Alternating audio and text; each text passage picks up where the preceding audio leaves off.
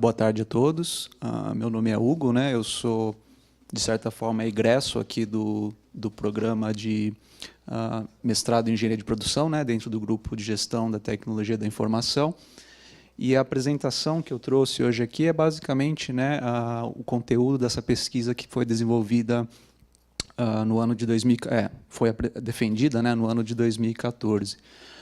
E ela é resultado, né, de um levantamento survey entre profissionais da área de tecnologia de informação, com um olhar voltado, né, sobre o funcionamento das equipes de serviço nesse ambiente de prestação de serviços de TI, né? Então, essa apresentação ela é bem rapidinha, né, dentro da ideia aqui do seminário. Eu vou passar rapidamente pelo contexto da pesquisa, objetivos, o modelo teórico que foi proposto, a metodologia utilizada, né, alguns resultados principais e as conclusões e limitações dessa pesquisa, né? Então, quando a gente fala do contexto desse estudo, né, ele usa basicamente como pano de fundo a terceirização da TI, né? A terceirização é um tema que, principalmente a partir ali da segunda metade da década de 80, vem sempre estando presente, né, na literatura de gestão da TI, e vem, né, se desenvolvendo ao longo do tempo, né, adquirindo formas diferentes ou objetivos, né, deixando muitas vezes de ser apenas uma questão de aprimoramento operacional da TI e adquirindo muitas vezes, né, um papel mais estratégico de desenvolvimento de competências, né. Então, nessa linha de raciocínio, né, um dos desenvolvimentos da terceirização de TI é quando ela passa de ser uma relação apenas entre um único fornecedor e um único cliente e passa, né, a envolver múltiplos fornecedores, né, uma tipologia que a gente chama multi-sourcing em inglês, né. E o objetivo é justamente tentar agregar as melhores empresas do mercado, né, num único contrato, ao mesmo tempo que eu diminuo os riscos, né, da minha terceirização e, de certa forma, aumenta o poder de barganha, né? Então, esse é um desenvolvimento um pouco mais recente da terceirização, e é esse o foco do estudo, né? Como as equipes de serviço atuam nesse tipo de contexto, né? E aí, para operacionalizar o multisourcing, né, como eu tenho diferentes fornecedores envolvidos nesse contrato, muito frequentemente as equipes que atuam nesses contratos são equipes virtuais, né, no sentido de que elas não estão colocalizadas, elas são constituídas por indivíduos dispersos geograficamente, né, ou até companhias que pertencem a países diferentes, e a comunicação, né, a interação entre esses membros dessas equipes se dá basicamente por meio da tecnologia de informação, né? Daí a denominação de equipes virtuais, né? E essas equipes, por conta dessa característica única, né, de dependência praticamente exclusiva sobre a TI para se comunicar, elas apresentam uma série de desafios, né? A partir do momento que eu deixo de ter uma interação basicamente face a face, eu meio que quebro aquele paradigma de trabalho que a gente já está acostumado, né? Principalmente os profissionais estão acostumados já há décadas e séculos, né? Então, isso traz uma série de desafios, né, para o funcionamento dessas equipes, muitas vezes até inviabilizando a obtenção de um desempenho satisfatório. E é isso que a literatura trata, né, como problemática do desempenho das equipes virtuais, né? Então, para resumir, né, a proposta do trabalho era fazer a seguinte associação. Num contrato de multisourcing, eu preciso tomar algumas decisões a respeito da minha base de fornecimento, se eu vou ter X, Y fornecedores, né? Eu também preciso, como parte dessa decisão, entender se os meus fornecedores vão estar dentro de um mesmo país, dentro de um mesmo continente, etc. Essas decisões acabam impactando a estrutura dessas equipes virtuais de serviço, né? Elas podem ter um maior ou menor número de indivíduos, podem ter uma maior ou uma menor dispersão cultural, geográfica, né? Que, por sua vez, impactam diretamente o seu desempenho, podendo até, né, impactar o sucesso do multisourcing, né? A ponto de impactar o sucesso do multisourcing.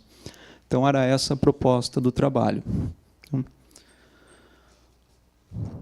Traduzindo essa proposta em objetivos, né, em objetivo formal, o principal objetivo era avaliar como essas características de estruturação dessas equipes poderiam afetar o desempenho delas por meio dos processos de grupo, né, que é uma abordagem comum, né, ou tradicional de se utilizar para investigar desempenho de grupos de trabalho. Tá? E aí, extrapolando um pouco essa discussão, explorar a relação, né, que as características da base do arranjo de fornecimento podem ter sobre os potenciais benefícios do multisourcing. Tá? Então, esses eram os objetivos principais da pesquisa. Explorando um pouco a literatura, né, os dois principais elementos que a literatura sugeria como associados à base de fornecimento do multisourcing, a gente tinha o tamanho da equipe, né, novamente aquela questão de, dependendo de quão ampla é a minha base de fornecimento, eu posso ter variações no tamanho da minha equipe com relação ao número de indivíduos que pertencem a ela, né? E eu também posso ter uma variação na composição da minha equipe, tanto do ponto de vista de distribuição, né? Distribuição geográfica, cultural ou temporal, mas também tem uma característica de dispersão organizacional, né? Como são diferentes empresas participantes do contrato, eu tendo a ter uma variedade de práticas de trabalho, né? Que são elementos que a literatura sugere contribuem negativamente para processos de comunicação entre os indivíduos, né? Então, a partir do momento que eu tenho uma dispersão maior, tanto cultural, geográfica, a comunicação tende a ser um pouco dificultada. Também torna mais difícil a coordenação de atividades dentro dessa equipe. E, do ponto de vista socioemocional, né, ela acaba afetando negativamente também a confiança com que os indivíduos agem com base nas palavras dos outros membros da equipe, né? E também resulta numa identificação menor com aquela equipe, com aquela atividade que eu desempenho. Por outro lado, a literatura também sugere que essa diversidade maior da equipe, né, ou uma equipe mais numerosa, acabam afetando positivamente uma adaptação dessa equipe voltada ao desenvolvimento de atividades criativas, justamente porque eu combina uma série de diferentes experiências, de diferentes conhecimentos, que tendem a contribuir positivamente para a criatividade dessas equipes, né? Enquanto que um menor nível de comunicação, coordenação, confiança e coesão iriam impactar negativamente, né, a qualidade do trabalho e a rapidez com que esse trabalho era desenvolvido dentro das equipes, né? Então, esse era basicamente o modelo teórico proposto, né? Onde aqui os sinais negativos indicam correlação negativa e os sinais positivos correlação positiva. Tá? Traduzindo aquele modelo em hipóteses, né, a gente elaborou 5 hipóteses principais. As duas primeiras relacionando o efeito que o tamanho da equipe teria sobre o desempenho da equipe, né? Então, no primeiro caso, o tamanho com relação à qualidade e rapidez do trabalho seria negativamente relacionada, justamente por conta do prejuízo aos processos de comunicação e coesão.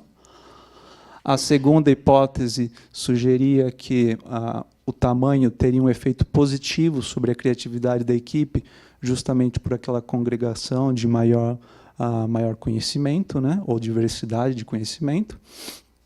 Aqui eu tenho duas hipóteses relacionando a distribuição da equipe com o desempenho. O primeiro associando distribuição como um efeito negativo à qualidade e rapidez de execução do trabalho, justamente por conta da maior dificuldade de interação entre esses indivíduos dispersos, né? E a quarta hipótese trabalhando um pouco a questão da distribuição como um efeito positivo na criatividade. Novamente, eu vou ter aqui uma dispersão cultural que favorece, né, o desenvolvimento da criatividade. E, por fim, a variedade de práticas como um elemento negativo para o desempenho das equipes em termos de qualidade e rapidez, né? Uma vez que eu tenho ali um conflito, né, entre as práticas de trabalho, eu vou ter uma influência negativa no meu desempenho. Então, essas eram as 5 hipóteses do trabalho. Para validar, né, ou analisar esse modelo teórico, a gente optou por uma abordagem quantitativa, né? Foi feito um levantamento survey entre profissionais de prestação de serviços de TI, e a coleta de dados foi feita por meio de um questionário eletrônico, né, disponibilizado na internet. E a unidade de análise aqui, o foco foi a equipe virtual, né? Então, os profissionais eles eram selecionados de acordo com a participação ou não, né, de uma equipe virtual, e eles analisavam, né, a partir das percepções suas, a equipe virtual. E para fazer a análise estatística, a gente usou, né, um método de modelagem de equações estruturais, apoiado no software SmartPLS. Tá? Essa aqui é uma primeira caracterização da amostra, né? A gente teve uma taxa de retorno de 0,4%, considerando todas as iniciativas de coleta de dados, né? E a amostra final foi de 139 questionários preenchidos, né? Uma característica, né, a se destacar dessa amostra é que cerca de 72% dos respondentes, né, somando esses dois bloquinhos aqui, reportavam um nível de experiência bom, né, com trabalho em equipes virtuais. Essa variável ela foi coletada, né, mais para frente a gente vai ver o efeito que ela teve, porque a literatura sugeria, né, que um nível de experiência bom dos indivíduos acabam afetando o desempenho da equipe, no sentido de que eles estão melhor preparados para lidar com os desafios, né, de funcionamento das equipes virtuais. Tá. Esse aqui é o resultado do modelo estatístico, né, já confrontado com os dados. O modelo explicou cerca de 55% do comportamento da qualidade do trabalho e cerca de 30% da criatividade e da rapidez, né, que é um poder considerado moderado para o modelo, né? Embora aqui nos processos de grupo o poder explicativo tenha sido um pouco menor, considerado pequeno, o que sugere que talvez algumas relações adicionais ou variáveis adicionais precisem ser incluídas nesse modelo, né? E dos 20 caminhos, né, do modelo, dos 20 coeficientes de regressão, 15 tiveram significância estatística, né, que são os que apresentam o asterisco, e 5 não tiveram significância estatística, ou não se comportaram como o modelo teórico previa, né, com destaque ali para a variável tamanho, né? Então, o tamanho da equipe não teve uma significância estatística com nenhum processo de grupo, e a distribuição da equipe, né, a distribuição geográfica, teve uma influência contrária à que se pressupunha, né? Aqui, o que se entende é, novamente, né, aquele nível de experiência prévia dos entrevistados com desenvolvimento em contextos virtuais colaborou para esse resultado, de certa forma, inesperado, né? De novo, entende-se que esses indivíduos consigam suplantar boa parte dos desafios e de certa forma, né, resulta nesse resultado um pouco dispar, né, do que a literatura propunha, né? Traduzindo aqueles valores no confronto de hipóteses, né, as 3 primeiras hipóteses não foram suportadas, principalmente em virtude da não significância estatística do tamanho das equipes, né? Uma terceira hipótese que não foi suportada é aquela que associava a distribuição da equipe como um elemento negativo à qualidade e rapidez do trabalho. A quarta hipótese foi suportada, que é a que associava a distribuição da equipe como um elemento positivo para a criatividade do trabalho, né? Então, suportando aquela ideia de que eu congrego culturas diferentes, né? Experiências mais diversas e acabam resultando num nível de criatividade maior. E a última hipótese, né, foi parcialmente suportada. Ela associava a variedade de práticas da equipe como um elemento negativo para o desempenho.